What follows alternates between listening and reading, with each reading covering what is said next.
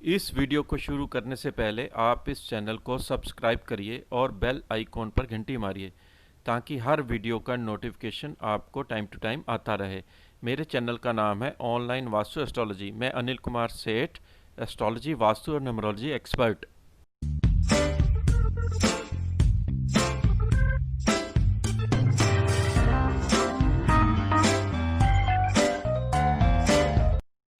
नमस्कार मित्रों, मैं अनिल कुमार सेठ, astrology, vastu and numerology expert. आज हम कन्या राशि के ऊपर वीडियो लेके आए हैं। कन्या राशि का जो राहु केतु का परिवर्तन होने जा रहा है 23 सितंबर 2020 को, उसके ऊपर आज हम यूट्यूब के माध्यम से आपको कैलकुलेशन करके बतलाएंगे। देखिए, कन्या राशि अपने आप ही बुध प्रधान राशि होती है और इनका स्वामी ग्रह बुध होता है इस राशि का। और दूसरी बात यह है कि कन्या राशि का जो शनि है वो मकर राशि में आपके 5th हाउस में चल रहा है और राहु आपका 10th हाउस में चल रहा है, केतु आपका 4th हाउस में चल रहा है। अब यही राहु केतु का जो परिवर्तन आएगा 23 सितंबर के बाद, आपका राहु जो है वो आपके भाग्य में 9th हाउस में उच्च का होकर बैठ जाएगा और केतु जो है आपका तीसरे भाव में उच्च का होकर प्रवेश कर जाएगा।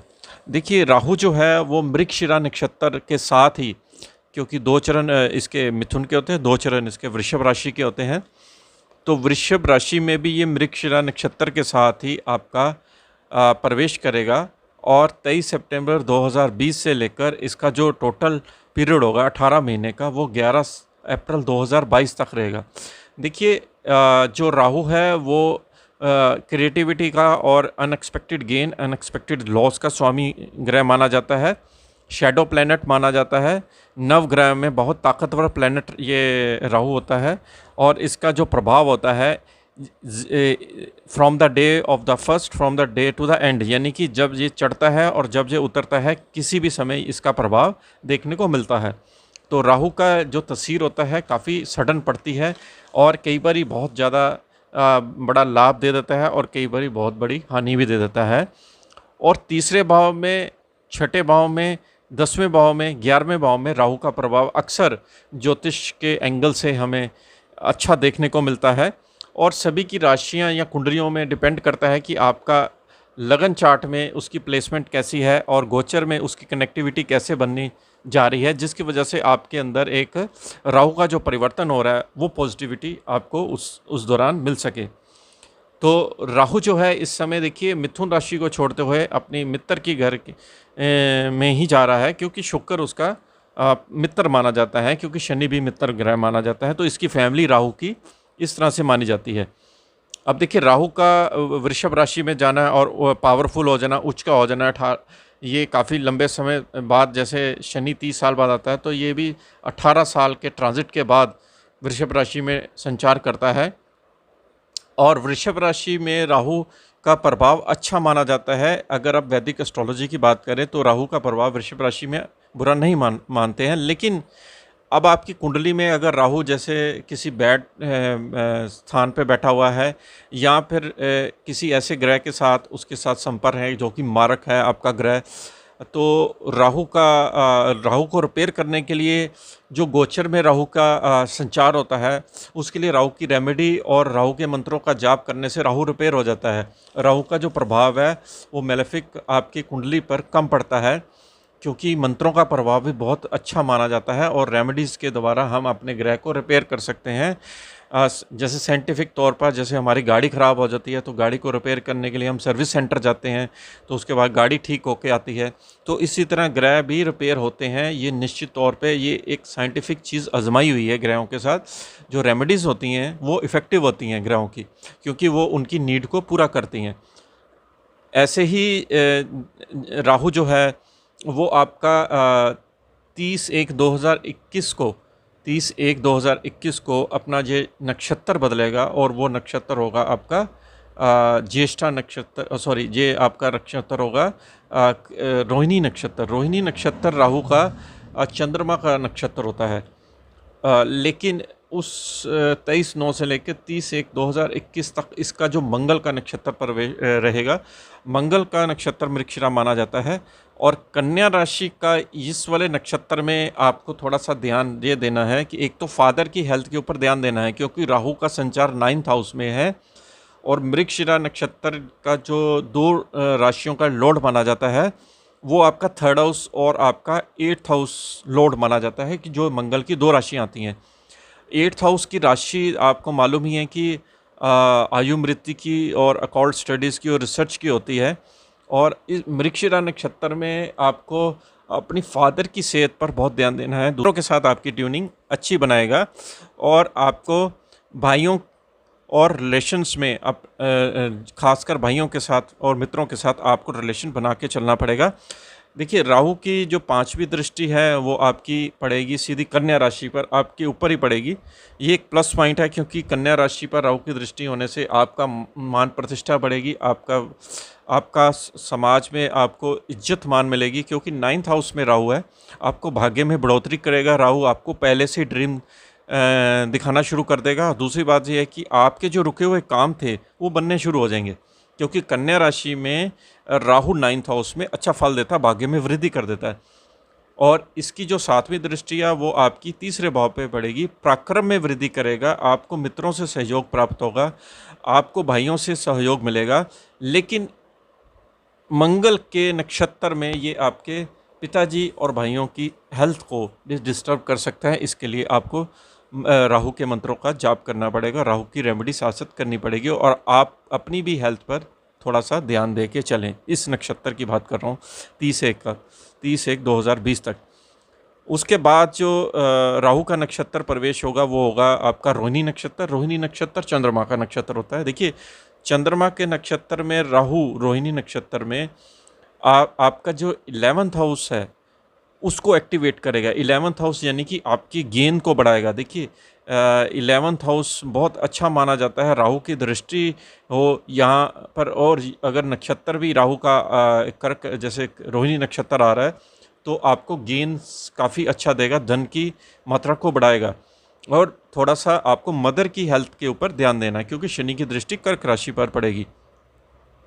और इस नक्षत्र में आप भगवान शिव की आराधना आपके लिए बहुत ही इफेक्टिव मानी जाएगी। अगर हम कृतिका नक्षत्र की बात करें तो कृतिका नक्षत्र जो 4/10/2021 को राहु प्रवेश करेगा, ये कृतिका नक्षत्र जो होता है सूर्य का होता है। अब सूर्य की जो राशि आपकी बनती है वो 12th हाउस की राशि बनती है। राहु यहाँ पर आपको यात्रा दे सकता है, फॉरेन से विदेश की यात्रा दे सकता है, आपकी एक्सपेंडिचर को बढ़ा सकता है।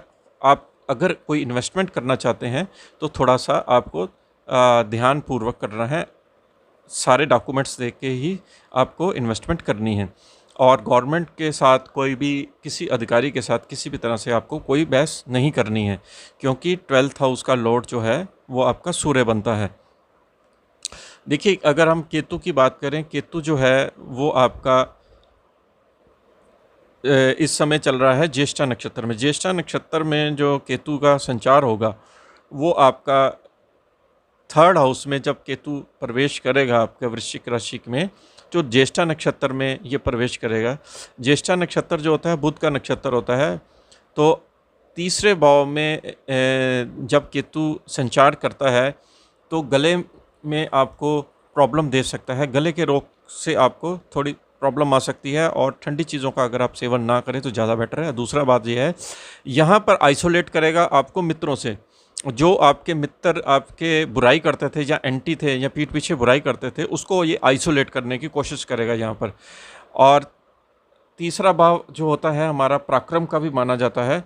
यहाँ पर राहु की दृष्टि होने से पराक्रम में तो वृद्धि होगी, और तीसरे भाव में केतु होने से आपको अपनी चीज़ों में काफ़ी इम्प्रूवमेंट लाना, कम्युनिकेशंस में इम्प्रूवमेंट लेके आना, क्योंकि इंटरव्यू जब आप देने जाओगे तो आपको बोलने में तकलीफ़ आएगी, थोड़ा सा आपको इस चीज़ों का ध्यान रखना है।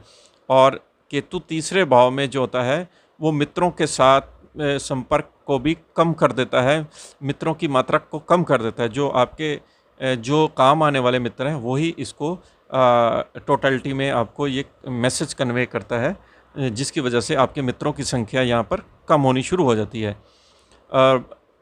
अगर हम केतु की बात करें तो 2/6/2021 को अनुराधा नक्षत्र में ये प्रवेश करेगा। जो अनुराधा नक्षत्र होता है वो शनि का नक्षत्र होता है। अनुराधा नक्षत्र में जैसे केतु प्रवेश करेगा आपको शनि की राशियाँ एक्टिवेट कर देगा, जो कि 5th हाउस आपकी सिक्स हाउस की राशियाँ होती हैं। फिफ्थ हाउस आपकी बॉडी की डिसीजन पावर की है, आपकी हायर एजुकेशन की है। केतु तीसरे भाव में होगा। पेट से संबंधित यहाँ पर आपको थोड़ी प्रॉब्लम हो सकती है क्योंकि छठा भाव भी एक्टिवेट होगा। अनुराधा नक्षत्र में आपके शत्रुओं की वृद्धि हो सकती है क्योंकि सिक्स हाउस यहाँ पर एक्टिव होगा। आपको बहुत सारा ध्यान रखना है। कोई भी आपका कोई पुराना शत्रु जो है वो आपके अगेंस्ट बैक बाइटिंग कर सकता है, आपको नुकसान पहुंचाने की कोशिश कर सकता है। और केतु की अगर हम दृष्टि संपर्क की बात करें, केतु की जो 5वीं दृष्टि है वो आपकी 7th हाउस पर जाएगी। केतु हालांकि वो बृहस्पति के घर में दृष्टि डालेगा। बृहस्पति केतु के लिए मित्र ग्रह ही माना जाता है। 7th हाउस में ये जो दृष्टि डालेगा तो कहीं ना कहीं आपके लाइफ पार्टनर को सडन लाभ हो सकता है, उनकी जॉब में प्रमोशन मिल सकती है। इसी तरह केतु की दृष्टि जब आपकी 9th हाउस पे जाएगी तो आपको मित्रों से आपको सहयोग प्राप्त होगा। और केतु की दृष्टि जब राहु पर जाएगी 9th हाउस में वृषभ राशि में, तो कहीं ना कहीं वो भाग्य को रुकावट में प्रॉब्लम खड़ी करेगा, ताकि आप जो सडन डिसीज़न लेने वाले होंगे उसको थोड़ा आइसोलेट करेगा, उसको डीपली रिसर्च में ले जाएगा कि जो डिसीज़न लेने जा रहे हो उसके ऊपर आप अच्छे से स्टडी कर लो, तो उसमें थोड़ी सी ये रुकावट पैदा करेगा। और दूसरी बात यह है कि केतु की जो 9th दृष्टि आपकी कर्क राशि पर जाएगी, कर्क राशि पर ये आपके लाभ भाव पे जाएगी, तो आपको सडन गेन दे सकता है क्योंकि तीसरे भाव में जब केतु होता है और लाभ भाव पे दृष्टि देता है तो आपको सडन गेन हो सकता है।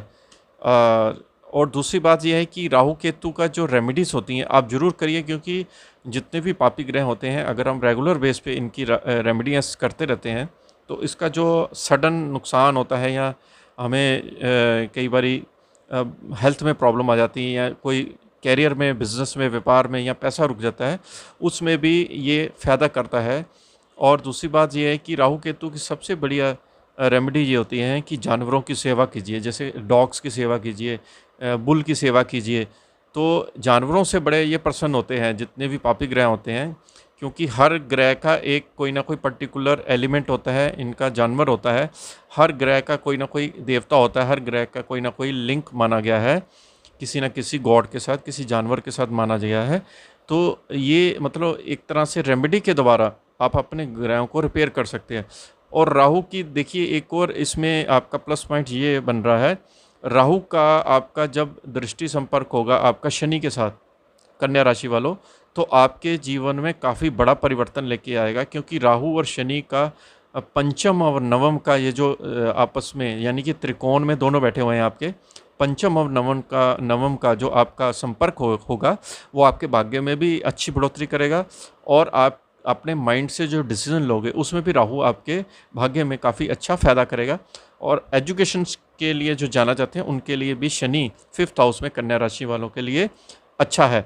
और आपके प्रोफेशन के लिए, आपके जॉब के लिए भी ये जो कॉम्बिनेशन बनेगा 9th और 5th का, ये आपको आगे चलकर आपको काफ़ी अच्छा फल देगा। तो ये वीडियो कैसी लगी ज़रूर बताइए। इसके साथ ही हम आपसे आज्ञा लेते हैं। नमस्कार।